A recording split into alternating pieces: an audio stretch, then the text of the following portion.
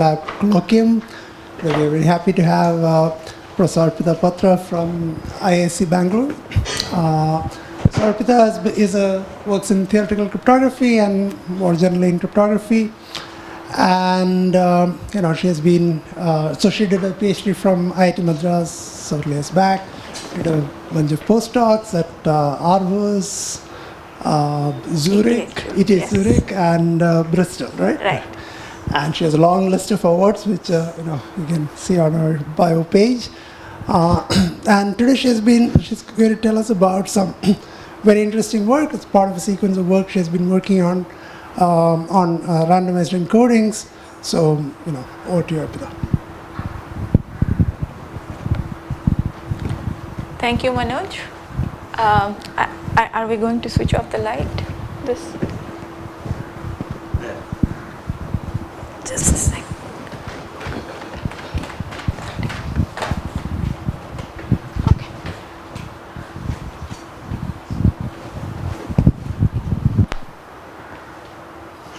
Okay.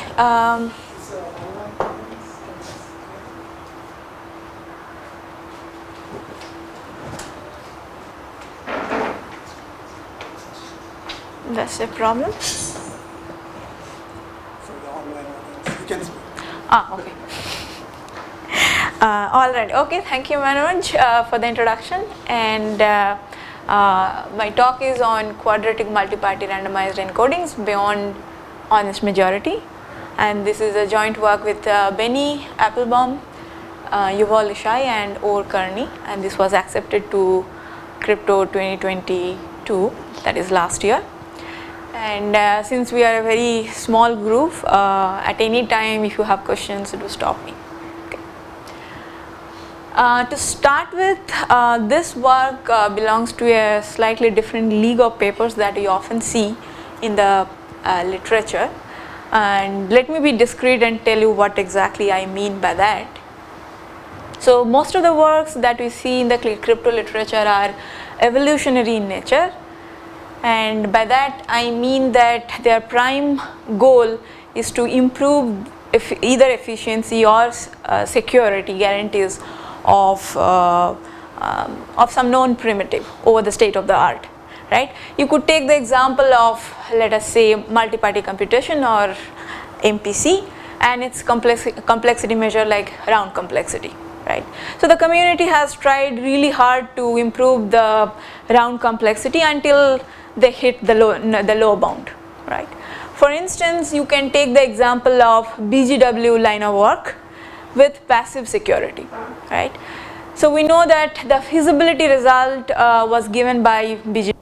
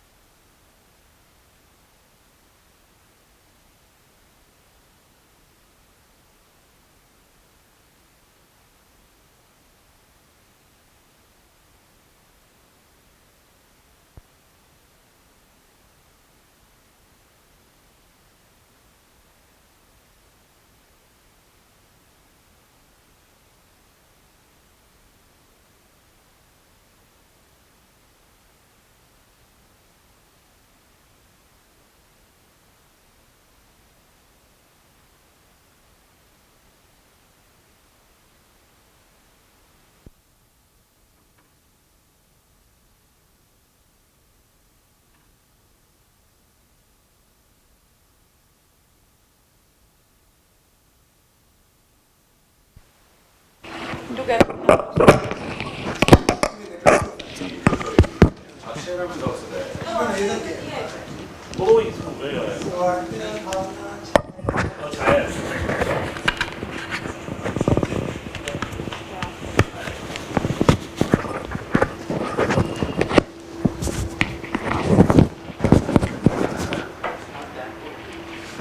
Okay, so what I have been saying is that most of the works are evolutionary in the nature, because either they would improve upon the existing complexity or security of a known primitive. And I was taking the example of multi-party computation. I'll give you the definition of multi-party computation in another slide. Let us say it's round complexity, and by round complexity I mean the number of, so MPC protocols are typically interactive. There will be some parties, they will be talking to each other, and round complexity is basically the number of interactions the parties needs to do, right, to complete the protocol. So people have tried hard to improve the round complexity, starting from the first feasibility result. And I was taking the example of BGW line of work with semi-honest security, and there the first solution, the first feasibility result came from the famous Benor, Goldwasser and Wittgerson, right, in 1988, and that protocol took order of D rounds, where D is the depth of the arithmetic circuit representing the function that needs to be computed inside the MPC protocol. And after that there were constant round protocols, but then the constants were rather high.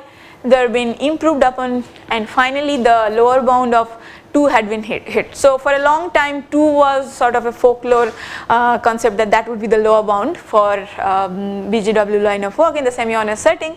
And finally in 2018, right, almost like 33 decades after the first feasibility result, 2 parallel works, one by ABT18 and another by GIS18, both of them have given this 2 round protocol, and that was sort of optimal, because in 1 round we cannot achieve MPC protocol in any setting almost, right. So right, and basically we can replace this primitive MPC by any of your favorite primitive, or like round complexity by any other complexity measure, and most of the works would fit in this route, right. They will improve the complexity or the security, or let's say in case of cryptographic protocols, the cryptographic assumptions, for instance.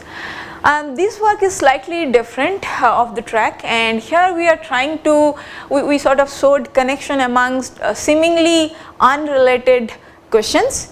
And just to draw an analogy, this paper is more about sort of asking how genetically different life forms are connected. For instance, you want to know how much similar, let us say, the human beings are to a mouse, or even let's say the bacteria that gives us the fluffy idli in the mornings, right. So our universe is still multi-party computation, aka MPC, and even within this MPC there are plenty of nice questions. There are, again, as I said, MPC protocols are typically interactive, so there are different creatures like interactive protocols and non-interactive protocols. By non-interactive I mean that at least 2 rounds would be required, and there are protocols let us say which tolerates just semi-honest adversary. There are protocols which can tolerate the stronger kind of adversary, namely the malicious adversary. Then there are protocols which are in the plain model. They don't assume anything, no set of assumptions, nothing. But there are protocols which can be built only from the OT correlations. So ideal OT boxes are given, and then from that you make protocols. So there are varieties of creatures or problems even inside the MPC space, and in this work we show connections among some of them, right. So since I mean although there is no MPC in the title, but this work is also on MPC, so let's just fix the definition at a high level, and also fix the model that we would be looking at. So at a very high level, MPC permits a bunch of data owners to perform a collaborative computation on their private data, without leaking anything beyond the function, the output, the output of the computation, right? Nothing beyond that. So a little bit in more details, we have a number of parties, let us say n, and they don't trust each other, and each of them have a private input, right? And they want to do a joint computation, which is represented by a function f, which takes the inputs from all the parties, and the parties would like to know the output. And the privacy requirement is that we don't want to leak anything beyond the function output, right? The distrust, as I said, the parties don't trust each other. The distrust is modeled by a centralized adversary who can corrupt some of these parties. And the interesting part of the corruption is that, of course, the honest parties who are there in the population, they would not know who are the corrupt parties, because if the identities of the corrupt parties are known, then the problem becomes very trivial. You can throw the bad parties out of the population and you can do a trusted computation just with the remaining people. So, and then we also assume a centralized adversary, because the bad people, they always work together. So there is one guy, bad guy sitting at some place, and then it corrupts some of those parties, and the identities of the corrupt parties are not known. The setting that we work on in this work is very basic and rudimentary.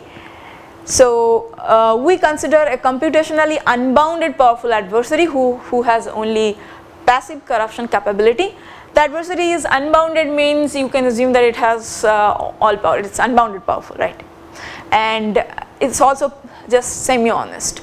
That means it can those parties who it is corrupting, right, it can see the internal state of those parties, and also all the incoming communication, and of course all the outgoing communication can be seen as a function of the internal state and the incoming communication. So that's for free. So by passively, just to be clear, by passively you mean that it cannot edit, it cannot change the... Yes, while you are doing the outward communication, you are not touching anything. You are just following, so there will be a protocol, right? So the steps will be there. As per that steps, these parties will execute things, but it just tries to observe things from the parties under its control and try to derive more information than it is not supposed to see. So I have one more naive question. Yeah. Is there any assumption about f, the function itself? It can, in the definition, it can be just any function, like finite function, or Over what? I mean, yeah, but I mean, when we are considering an unbounded powerful adversary, we could also consider the parties to have unbounded, in theory, right, power. Typically have a representation as a circuit or Turing machine or what, like that's circuit. Yeah, we consider both arithmetic and Boolean. You can consider both the varieties. Yeah.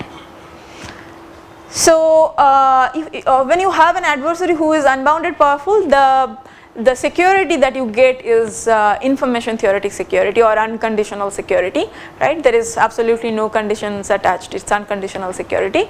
So this is the setting that we consider, and for this talk, for simplicity, we consider actually the simplest or the purest form of security, which is perfect security.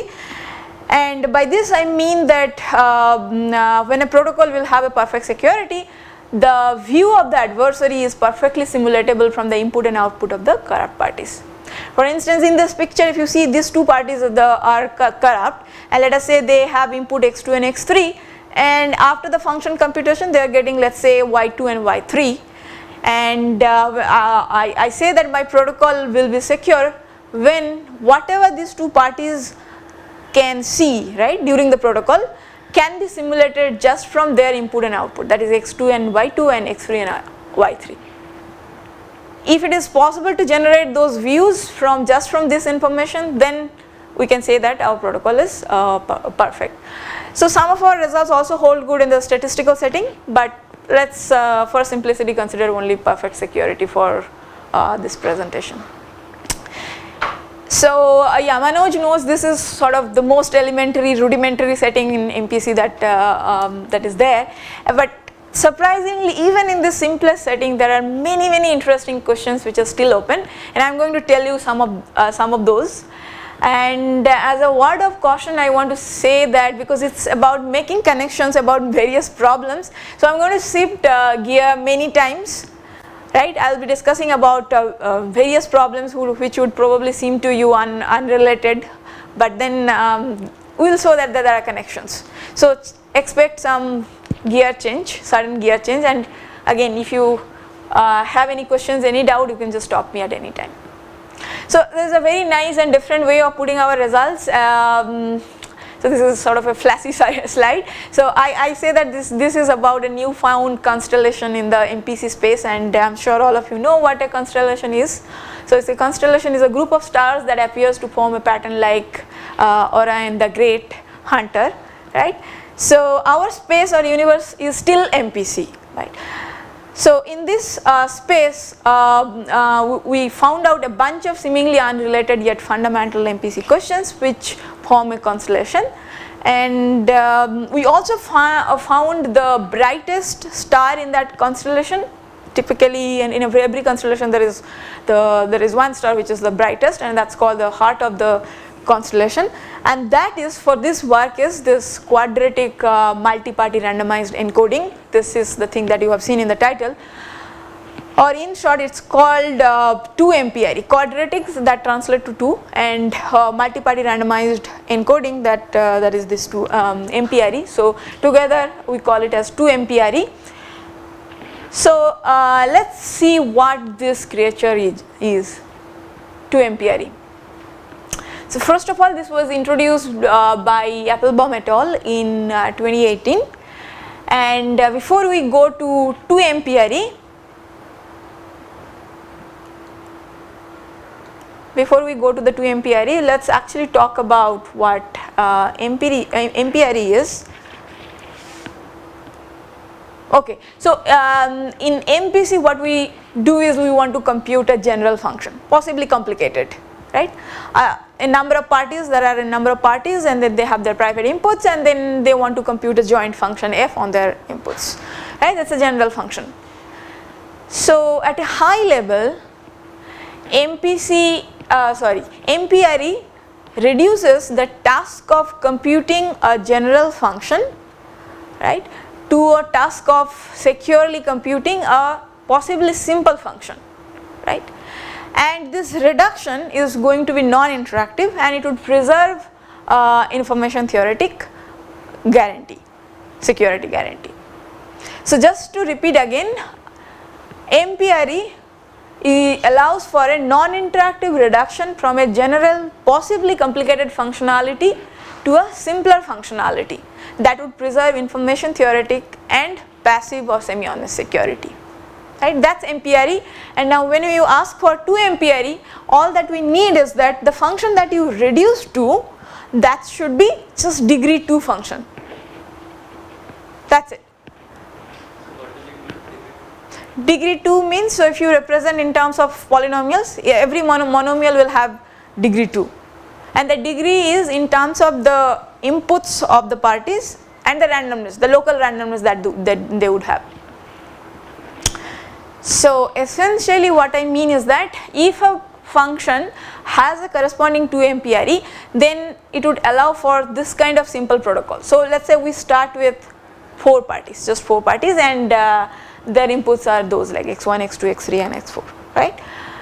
So what they can do is they can locally do some local computation on their input and randomness, and after that this can be sent to a degree 2 functionality, and after that the functionality will return back something to the parties. The parties can again do some local computation on the returned value and their state that they had, right, and they would get the output. So MPRE, 2MPRE would allow this kind of simple structure for your MPC protocol. So essentially what it means is that the parties can have the input, they can do pre-computation, pre-local computation on their input and the local randomness. They can talk to a degree 2 functionality, and after getting the output from the degree 2 functionality, they can again do a post computation which is also local, and after that they would get the output.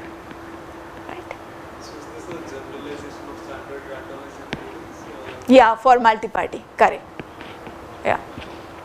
So basically, as you can see, the goal of MPRE, or specifically for 2MPRE, is to make complicated things simple, right? You could initially start with a general functionality, but then if you have an MPRE for that functionality, you can say that it is enough to do this, right? So you don't need to handle that complicated functionality, but rather you now have to just worry about this degree 2 functionality, how to compute that.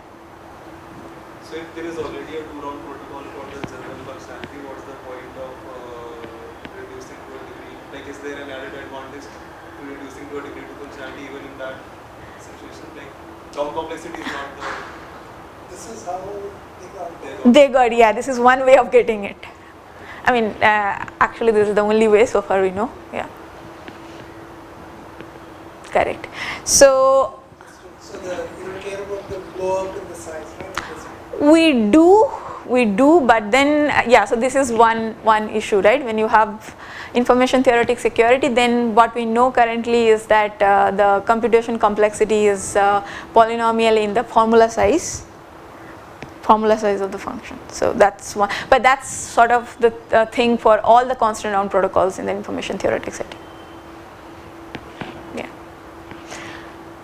Right. So I would quickly like to tell you what are the kind of impact that has brought in by this creature MPRE in the MPC literature. There's quite a bit, and as I said, the first 2-round perfect protocol in the passive setting, in the MPC setting, right?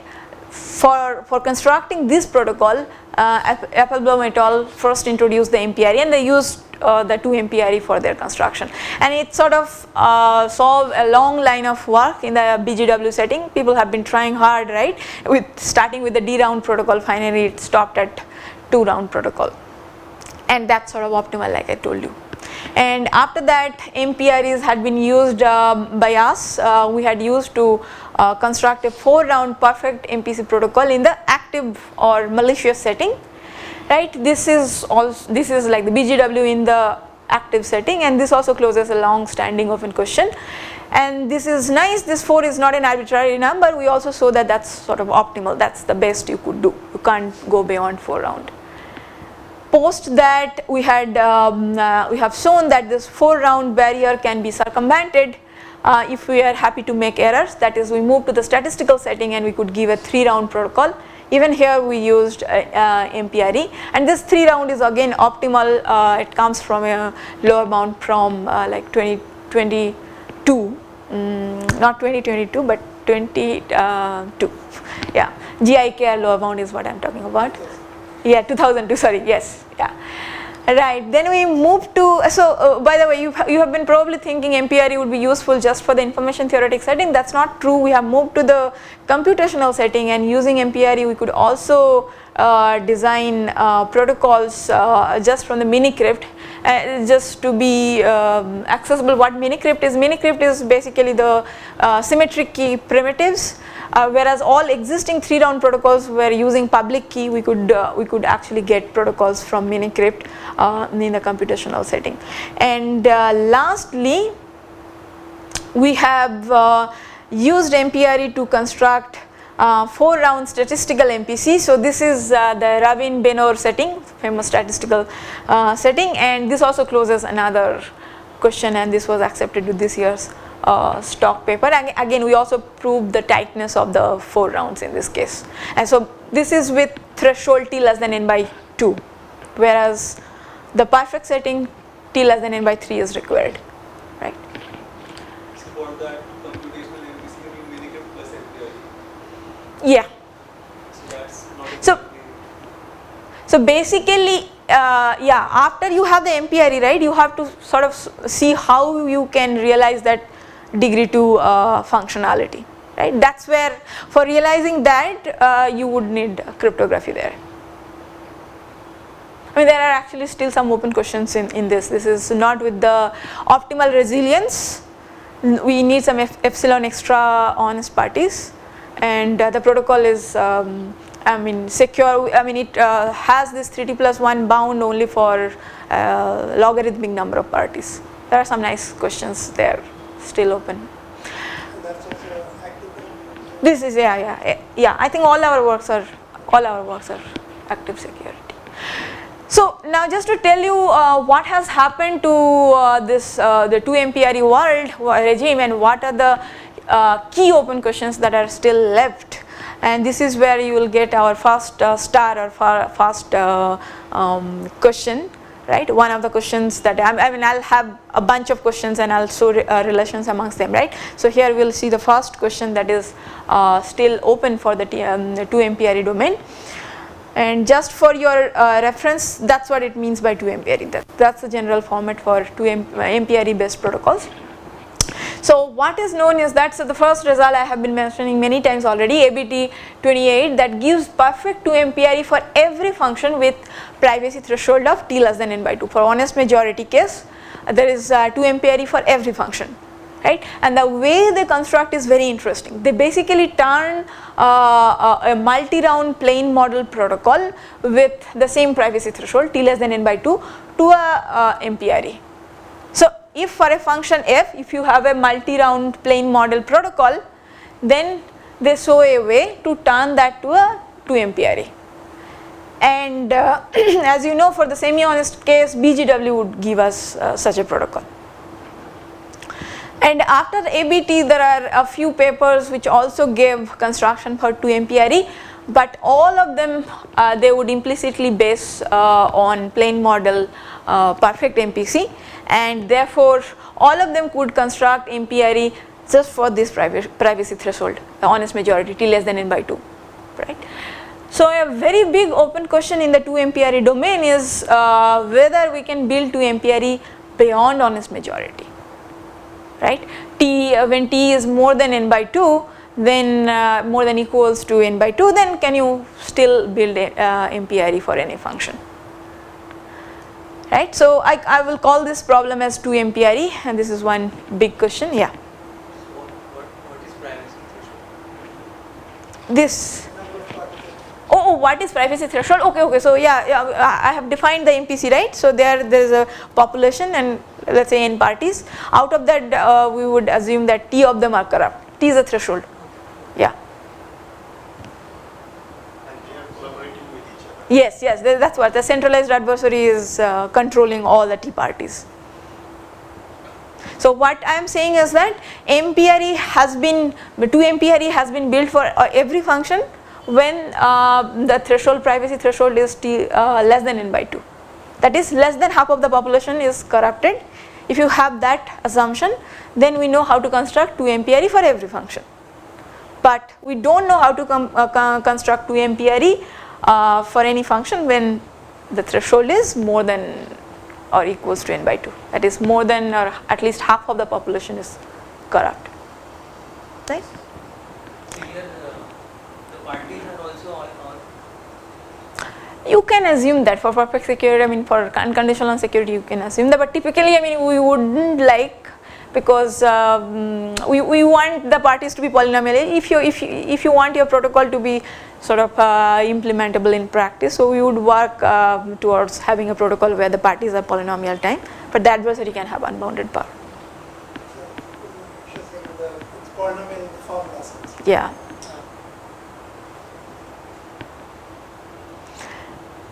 Okay, now I'm doing a gear change. I'm going to define another problem. All these problems are, if you look at the definition, they are very simple setting and very clean model, right? So here I'm talking about client server MPC. So in the definition you have seen there is a population, right? In the definition of MPC there is a population who would like to compute a joint function. This is slightly different and it was introduced by Barkov et al. In Crypto 10. So here there is a bunch of clients who has their inputs, and these are supposed to be sort of computationally weaker, right? So they would want to employ a bunch of servers to securely compute the function on their inputs, and we would allow only for this for the following simple communication style, that the clients will have their inputs and they will have some randomness, possibly local randomness. They will do a local computation and make the communication to the servers. Now these servers are not going to talk to each other, right? After receiving the values from the information from the clients, they will do some local computation and then they send back to the clients again some information, and with that the client should be able to get the output. I mean they are permitted to do again local computation, but that is it. So communication is only this much, client to the servers. Servers are inputless and they are also not talking to each other. They are just doing local computation based on what they receive from the clients, and then they again send back something to the clients, and the clients based on that can compute the output. This is the model that we permit in the client server. Collude, yeah. Can the clients and the servers collude? Yes, they can. So some of the clients can be corrupt, some of the servers can be corrupt, and they can collude. So there is again a centralized server who would control some of the clients and some of the servers. Okay. What we know in this model, so from the works of Damgard et al. And Ishai et al., IK00, we know that we can tolerate arbitrary client corruption, that is all but, I mean all clients can get corrupt, that is fine. And if less than 1/3 of the servers are corrupt, then we know how to construct an information theoretic protocol. Actually that protocol is also perfect. Okay. Next, the same paper, ABT, Applebaum et al., they showed how to reduce the threshold from 1/3 to 1/2 for the servers, but then they increased they actually reduced the threshold for the client. That is, instead of arbitrary corruption, now even amongst the clients we can only tolerate 1/2, right? Then there is a protocol.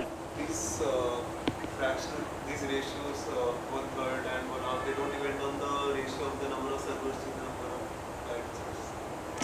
No, irrespective of that. So we are just talking about the fraction.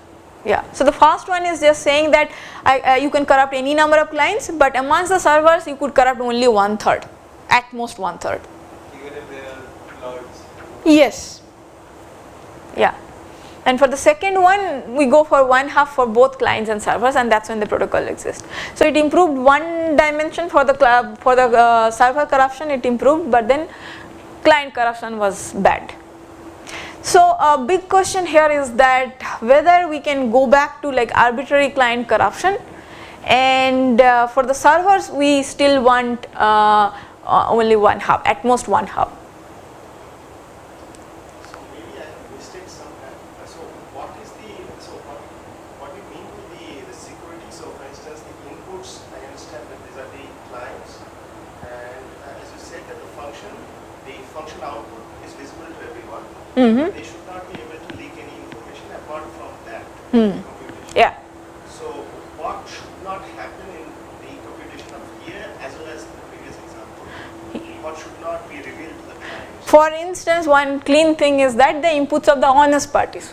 They should not go to the dishonest. Yeah, they shouldn't know. So from the communication that they see during the protocol, those things must be hidden.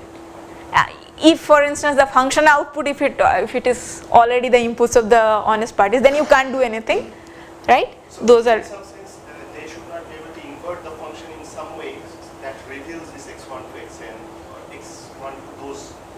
That's allowed. But we can infer just by looking at the output. That's allowed. We shouldn't learn anything more. yeah. So all that you can infer from the output of the function and the input of the corrupt parties. That's all you should learn, nothing more. So the protocol is extra communication. That shouldn't be anything more than just the output. No, just the output. But So just from the output you could learn something about it. so for instance, the x1 could be my password, right? And Say y1 equals x1, Yeah. or even y1 equals x1 plus 1. You're allowed to learn x1 because anyway you have required to learn y1. But you should have learned, say, x2. So isn't it an insecurity that the function is such that That's- it reveals my password to That's the somebody problem else? with the function. Function, yeah. So that's not the protocol say. It's also inside. Right. So that's why actually there is a better way of, so since I was talking everything informally, there is a better way of capturing the security. We have this ideal model, right, where there is no protocol, there is this bunch of parties who want to do the computation. So they have access to a trusted party. So what they can do is that they can send their input to this trusted party. The trusted party can do the function computation, right, on clear, and then it can return back the outputs, right. So this is clearly visibly the best you can do, the ideal solution, right. Here whatever the corrupt parties can see, right, only that much the protocol also should leak. So basically the leakage in the ideal model and the leakage in the protocol, which we call as real world, those must be equivalent. So there will be a different line of work which will design how the functions should be so that it does not. Correct. Yeah. It all depends on the application, right? I mean, so for instance, these days we are working on a lot of privacy preserving machine learning. So if is the machine learning, it can be inference or it can be the training. Yeah, but you are correct. You have to design the function correctly, nicely. Yeah. Okay, so yeah, coming back to the client server MPC, this is what is open. That earlier you mentioned something about rounds. Doesn't this really matter on how many rounds of interaction you can have, and so on? How does that play? In this model, actually, you can see there is just one forward and yeah. But in the other case, there were rounds, right? So I was trying to sort of, so if you have a general function, right, then it can, I mean, based on how you design the protocol, it can be interactive. But when I was talking about 2MPR, it was a non-interactive reduction. Okay. You do a local computation, then you are, so there is an idealized box which can perform degree 2 computation. Right. So you give inputs to that idealized box, the box will do some degree 2 computation, but it will do only at most degree 2, and then return back the outputs. The parties can do local computation and then it can send back. No back and forth communication. No. So this talk, I mean, everything is about. No, I will be talking about interactive. So there are connections between interactive and non-interactive protocols. Yeah. But usually most of the problems are, many of the problems are actually in the low communication, low round domain. Yeah. But is it interesting to talk about multi-round client server? It's probably, so amongst the servers can probably talk among themselves, so because the client server model has been introduced basically to capture the fact that the clients could be computationally very weak and they are sort of outsourcing the computation to the servers. So I guess in the practical domain we do work, we call this as an outsourced setting where the servers do talk amongst themselves, but this is the most sort of very simple and rudimentary setting where even the servers are not talking to each other. Okay, so we are talking about like feasibility results which are like very neat and fundamental questions, and we are trying to see like whether, but it makes sense to make them communicate. There are other models. Yeah. No, even practically it makes sense. I mean, if such a protocol is possible, why not? I mean, if the clients also don't need to talk, they are just doing local computation and then just sending a bunch of things to the clients and then you are done. Nowadays there are other models which are kind of blockchain inspired, like where clients don't Right. look at all the servers and talk. Like, for instance, we have a model where clients just publish something onto a bulletin board, servers come one by one, look at the bulletin board, do something. So you Correct. Right. Yeah, so there are other models also. Yeah. Yeah, it's what he said, like the client need not sort of, all of them need not be like online or at the same time, right? Whenever they have to do some local computation, they do with their input and the randomness, send to the servers. All of them need not be online at the same time. They can come and do at different times, and similarly the servers will also send, and when this party will wake up, then that party can do the computation and get the output. So this really fits in those model, in those settings. So yeah, this is one very fundamental question which is still, we don't have any answer so far before this paper, and let's call this as client server problem, right, where we want to allow arbitrary corruption amongst the clients and honest majority amongst the servers. Then we want an information theoretic or perfect protocol. So why this is interesting, this communication thresholds, because you know, if you have, even if you let's say go back to the MPC setting where there are no separate clients and server roles, there is just bunch of parties. If you have dishonest majority, then in the plain model, I mean if you have a dishonest majority, then you can't get information theoretic protocols. There are known impossibility results, very foundational results, but you know that information theoretic protocols are not possible in that setting. So even here, I think if you go for a dishonest majority amongst the clients and as well as the servers, then you can't get information theoretic security. So therefore, we are asking for a slightly relaxed model where the servers has honest majority but clients have dishonest majority. Can you design an information theoretic protocol in this setting? So that way it is very interesting. So the servers are also computationally Unbounded, yeah. unbounded. Yeah. Okay, so I'll call that problem as CS and client server, just to shorten the name. And there is actually already a connection built between these two questions that we have already seen, right? So one is this 2 MPRE, that is whether for every function you have a 2 MPRE beyond honest majority, and then the other question is client server MPC that I have just shown you. So it is known from the again this is a result from ABT. They show that if a function has 2 MPRE with a privacy threshold of T, then you can actually build a client server protocol where you can tolerate T clients and honest majority amongst the servers. So they have shown such a transformation. Okay, so this is generic, it works for any T. Whatever T privacy you have for the 2 MPRE, that translate to the T privacy for the clients. And since their 2 MPRE was working for the threshold of T less than n by 2, that's how they actually got a client server protocol where they could tolerate only honest majority for the clients. Okay. So by this transformation you can see that if we could somehow build 2 MPRE for going beyond the honest majority, then you can actually build a client server protocol for the question that I just mentioned, which is that you can tolerate arbitrary client corruption and honest majority amongst the servers, right. So this connection was already known, but their result hold good only for honest majority T less than n by 2. Okay, now I am going to again change the gear, and this is another class of this is another nice model for MPC, and this is called OT hybrid model. And so what is OT, or oblivious transfer? So it's a two-party primitive, very useful primitive between two parties A and B. The first party has a couple of inputs M0 and M1, and the second party has a choice bit S, right. And the second party gets the input of the first party as per its choice bit. So it gets MS and it has no information about M1 minus S, the other input. And on the other hand, A, the first party, it gets nothing, and it also gets to know nothing about the choice bit of the second party. Okay.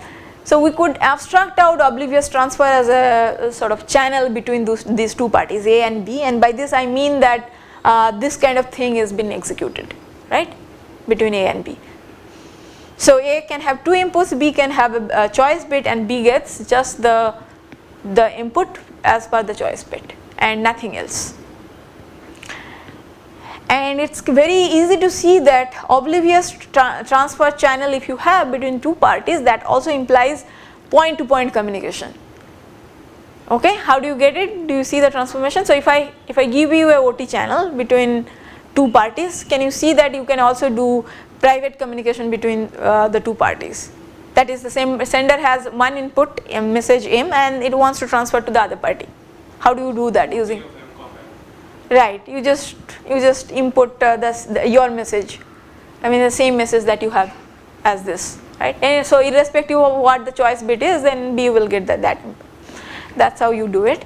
And now now we want to design, so how does the protocol in the point to point OT channel looks like? we can build such protocols, and there are plenty of such protocols. So again, you start with the parties, so they have their inputs, and let's say they have the local randomness, they would do the local computation, and after that they will engage in a bunch of OTs between themselves. So this is one round of OT communication.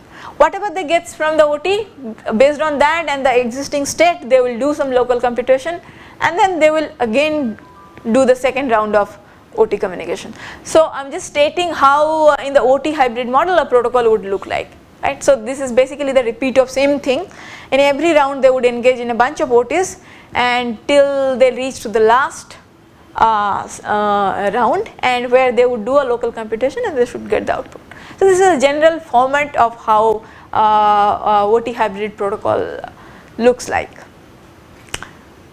Now we know a lot about this model, is extremely popular, and it has been, in this model we have actually got two of the very fundamental results from the MPC domain, which goes back to 1980s.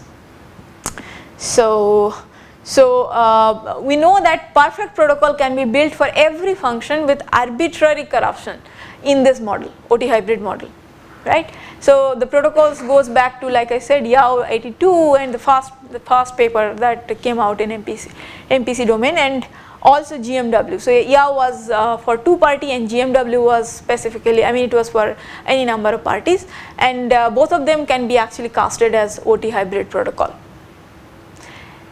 So in fact, both these results actually tells us that OT is complete.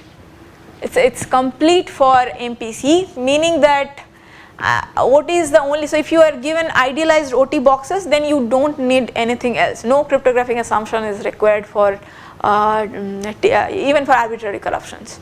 You just need to, the parties just needs to talk through the idealized OT channel, and that's it. You don't need anything else. So any function is can be completely reduced to oblivious transfer. So this is nice, right? Your actual function can be really complicated, but by this we are saying that all you need is oblivious transfer, right? If you have that OT boxes, the parties can talk through that OT boxes, and you can solve any function that you want in the world.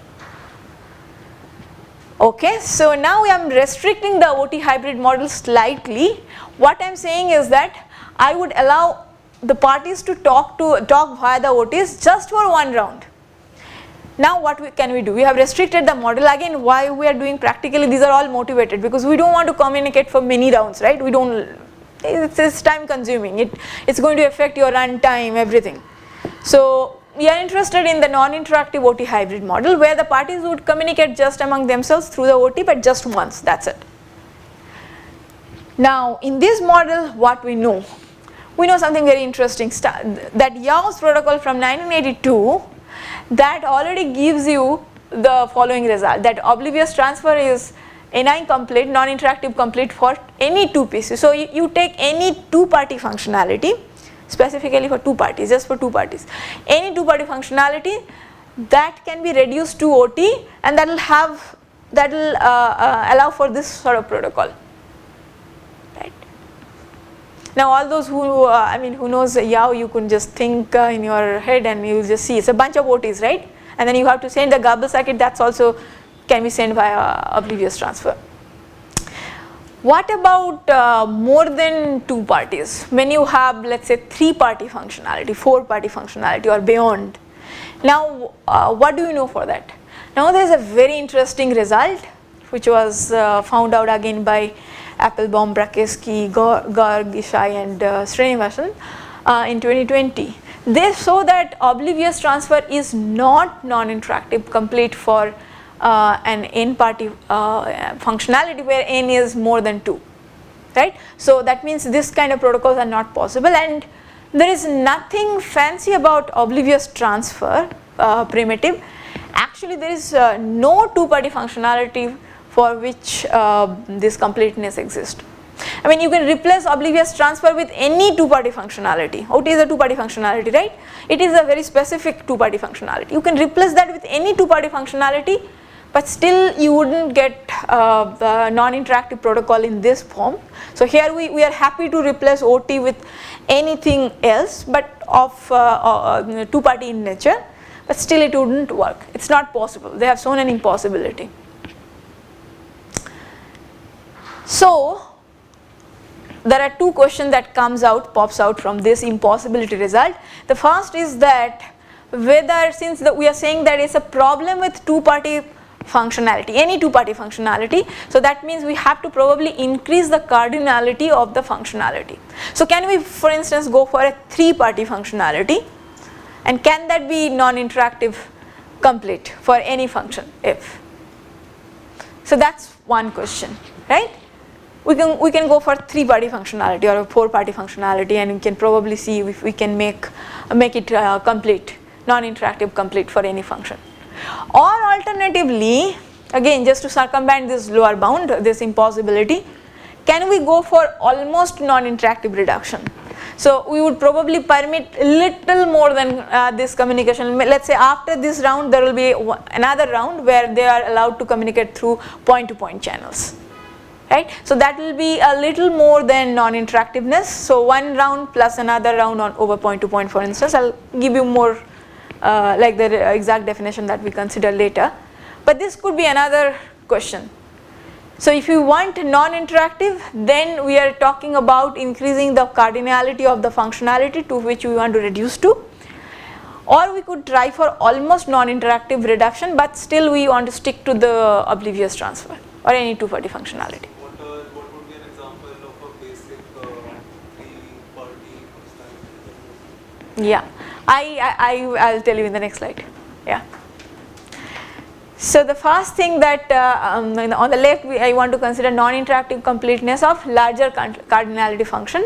In fact, the same paper that proved the impossibility for any two cardinality function, they actually showed that there exists a four-party functionality that is non-interactive complete for MPC. And the form for that four-party functionality is as follows. It's very simple actually. So let's say you have this four parties, right? First three parties would give input, and the fourth party will get the output. And this three parties are giving x1, y1, let's say, and the second party is giving x2, y2. Third party is giving, let's say, x3, y3, and the fourth party is getting nothing but the product of the first things, that is x1, x2, x3, the product of these two, plus y1 plus y2 and plus y3. So this is called 3 mult plus. Yeah, I mean it's very easy to explain what that is, right? So that's one four-party functionality which they had proven to be non-interactive complete for MPC in that work. However, we don't know anything about three-party functionality. So for two-party they have proved the impossibility. For four-party they have shown that there exists a four-party functionality that can be non-interactive complete. But for three-party nothing was known.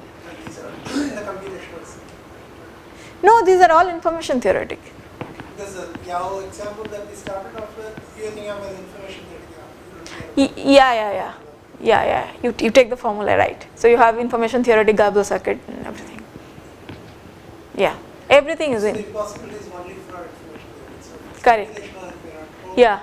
So OT hybrid model, once we take out the OT, rest of the things, everything is, yeah. So viewing OT as OLE is more conducive for generalizing. It's like an OLE thing, right? Yeah, in the arithmetic, if you go to the arithmetic domain, yes. Okay, so this is a big question. Can we find a three-party functionality which would be complete for NI, non-interactive reduction, right? So this is another question. So I'm studying the third question here after client server. This is the third question. So all of this will be connected at 2MPRE finally. Okay. Now let's move to the other circumvention, right? So non-interactive, almost non-interactive reduction to cardinality primitive. Since we are running, we think like 10 minutes. Yeah, I'll summarize. After this, I'll summarize. Yeah. Okay, so in the first round, you run a bunch of OTs, and after that, you have communication just over the point-to-point channels. So this is what we can think of it as almost non-interactive. See, non-interactive means this is what you want, this kind of things. You just want to talk to the primitives would return back, and then you want to get the output. But here, since you are allowing one extra thing, but here you are not allowing oblivious transfer, just point-to-point communication, and then it is. So again we don't know whether in this model can we design a 2-round protocol. So that is one single round of oblivious transfer followed by a plain model communication. Whether for every function this kind of protocol is possible or not, we don't know. This is a big question. Now this we can skip. And all I want to emphasize on is that this question over here, that in incompleteness for a larger functionality, larger cardinality functionality, or even non-interactive reduction in this form, single round of OT followed by plain model communication, these are all open for t more than n by 2. That is, when you have dishonest majority amongst the population, we don't know whether for every function such things are possible or not. So in this work we sort of show that these problems are all related. So the 2 MPRE problem that I have mentioned and all these problems that I have given you in the last slide, right, all of them are equivalent. It's not just one direction, but they are all equivalent problem. So basically if you, what that means is that if you can solve the 2 MPRE problem, then you get all this for free. So this is just like plasticide, just to show you the relation amongst the question. So basically by this what it turns out that you should somehow solve the 2 MPRE problem, because it's in the center, right, and it has equivalences with all this. I mean this is one way, is the client server. Unfortunately we could not prove the other way around here. So the big question is, can we solve 2 MPRE problem with the dishonest majority? Then all those all the questions which are lying open so far, we could solve them, right? So yeah, maybe I'll stop after this slide. I'll state you the results. So first of all, we gave the equivalence theorems between the 2 MPRE and all those problems, and our main theorem or the main result is actually coming up with a new MPRE, 2 MPRE, going beyond the honest majority. But we could reach up to floor of 2n by 3. Okay, we couldn't go for arbitrary t, this for any value of t which goes even beyond this bound. And what we however noted is that if we can go from the floor of 2n by 3 to the ceiling, then we could actually solve the problem. So that tiny improvement from floor to the ceiling, we can actually go to the, I mean in that case we can bootstrap and we can get the full security. The t can go to anywhere. And so as a corollary we have 2 MPRE with full security for 3 parties, because for 3 parties you can see that even the floor of 2n by 3 turns out to be 2. Sorry, just to be sure I understand. So full privacy means that even if n minus 1, everybody else colludes, I can still protect the privacy of the remaining honest party. Correct. That is very powerful. So, but you are saying that you will be able to guarantee that for 3 parties? In general for that, and if you consider that you have the population of just 3 parties, I am saying in that case we get full security, because this gives you 2, and when all the parties are corrupt, of course there is nothing. Yeah, that's the statement. And for the client server setting, if you have 3 clients and 3 servers, right, even for that basic setting we didn't have the answer, but through MPRE we could now build a protocol and completely resolve that case. So whenever n is the multiple of 3, you have to what? floor and ceiling. If in 9 parties, then you can handle 6 corrupt. No, but Yeah, I think they said that floor and ceiling. So once you go to the ceiling, you have full security. And whenever n is the multiple of 3, you have the ceiling. Say that. Is that not, or is it only when t is extremely greater than floor of 2? Yeah. Even for not for yeah, sorry, I'll correct that typo.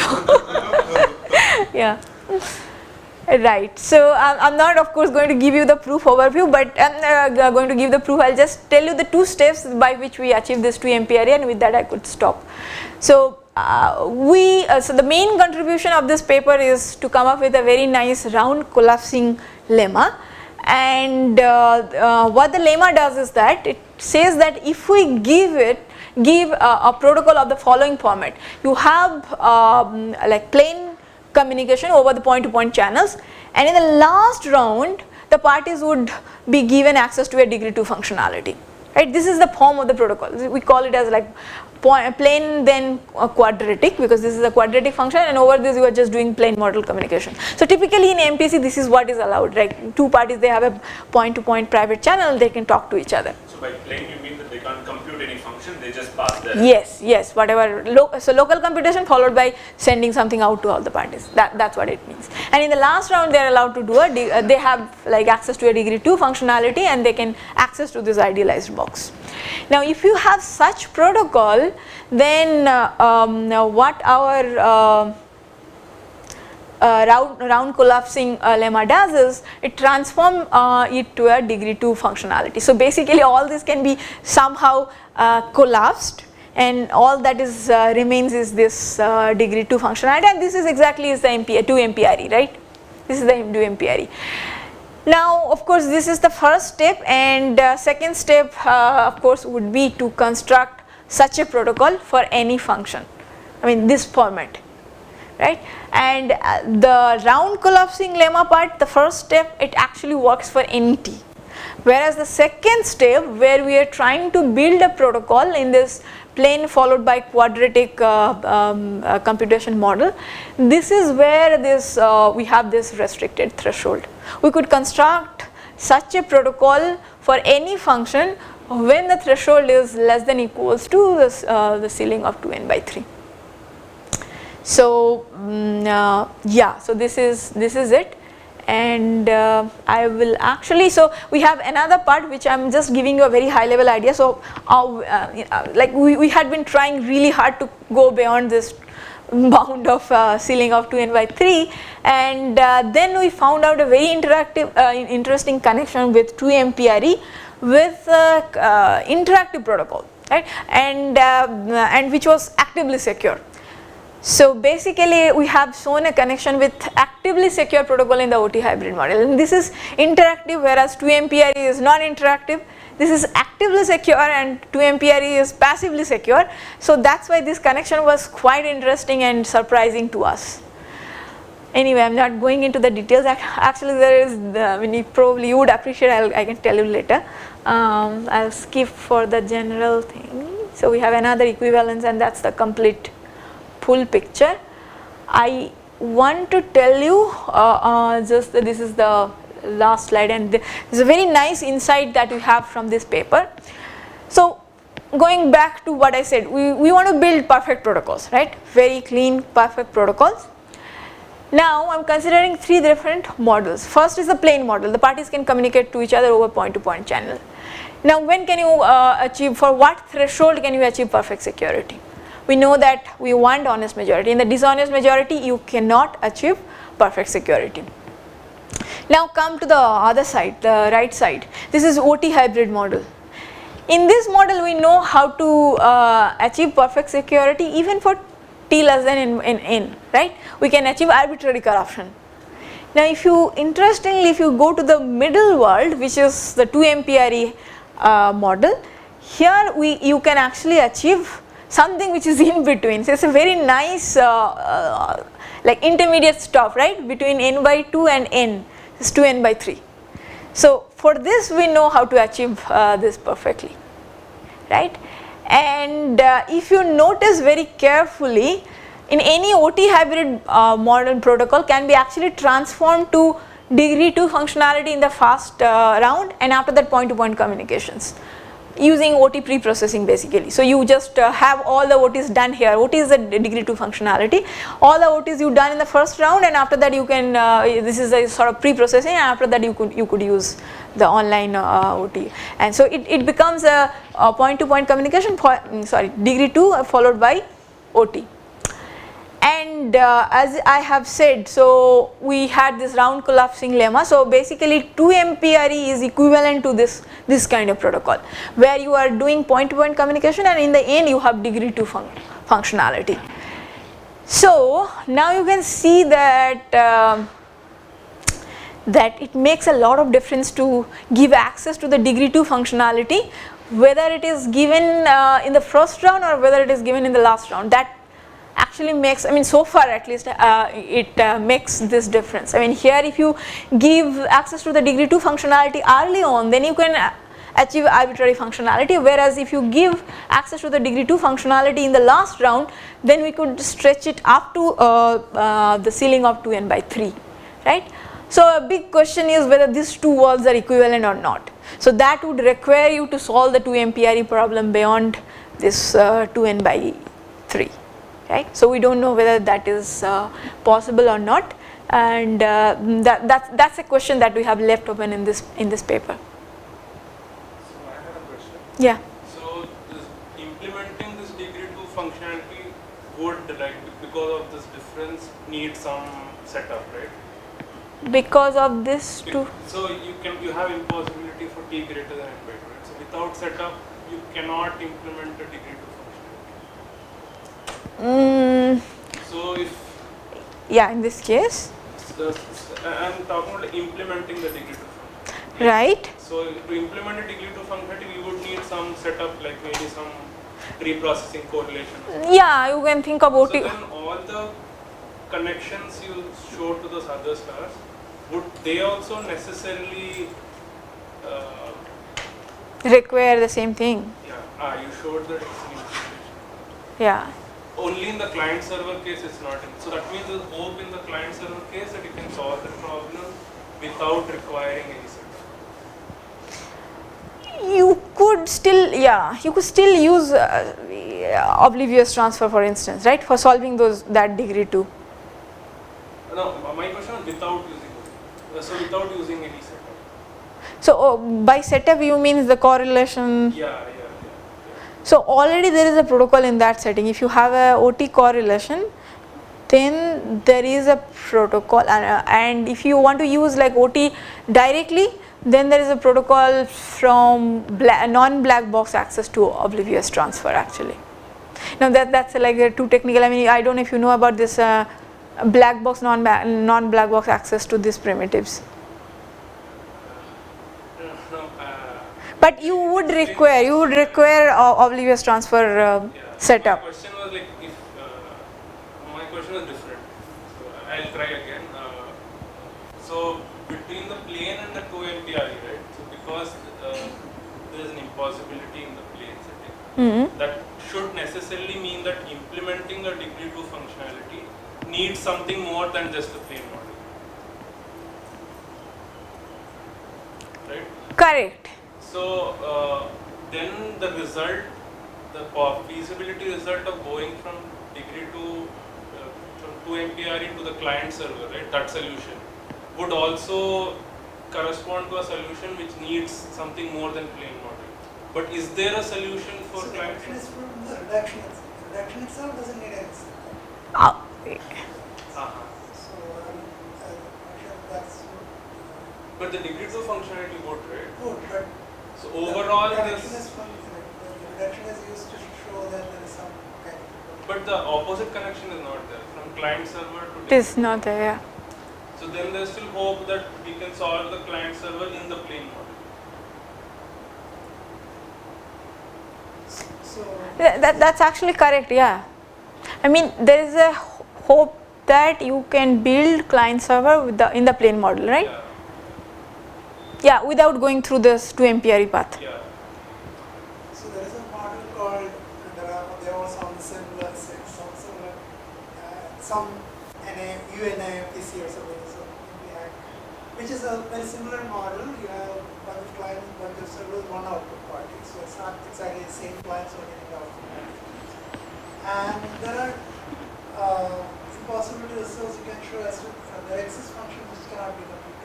There exists some non-trivial functions which can be computed also. I see. And there's a gap. So you don't have a like complete characterization. There we go. Okay, so I guess Yeah, that's it. Yeah. So I guess we can